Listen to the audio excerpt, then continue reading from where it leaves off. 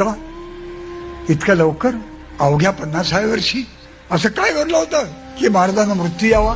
पण विषमज्वरासारख्याच काहीतरी भयंकर विकारानं महाराजांना गाठलं. 23 मार्चला त्यांना भयंकर ताप आला आणि 3 एप्रिलला दुपारी 2 वाजता शनिवार चैत्र शुद्ध पौर्णिमा म्हणजे हनुमान जयंती महाराजांनी शेवटचा श्वास घेतला. महाराज ज्या दालनामध्ये होते त्या दालनामध्ये महाराज शेवटपर्यंत बोलतायत.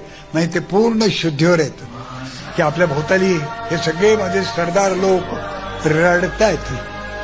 त्यात सुरेजी मालुसरे आहेत, त्यात हमीराव मोहिते आहेत, अनेक जण आहेत, हिरोजी फरजंद आहे. महाराजांनी पाहिलं, महाराज बोलिले कोणी चुकूर होऊ नका. चुकूर म्हणजे दुःखी, कोणी चुकूर होऊ नका. आला प्राणी राहत नाही, आला त्यात जावेच लागते. सर्व सांभाळा. आता आम्ही श्रीचे स्मरण करतो, तुम्ही सर्व बाहेर जा.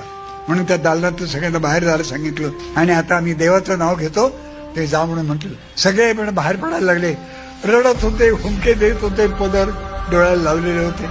मित्रांनो, जेव्हा तो हिरोजी फरजंद तिथून बाहेर पडला असेल त्याला काय वाटलं असेल? तो वळून वळून महाराजांना म्हणाला असेल का, महाराज आग्र्यामध्ये आपण अडकलो होतो, त्यावेळेला तुमच्या पलंगावर मी झोपलो आणि तुम्ही सुखरूप बाहेर पडलात. आत्ता झोपतो का? तुम्ही सुखरूप बाहेर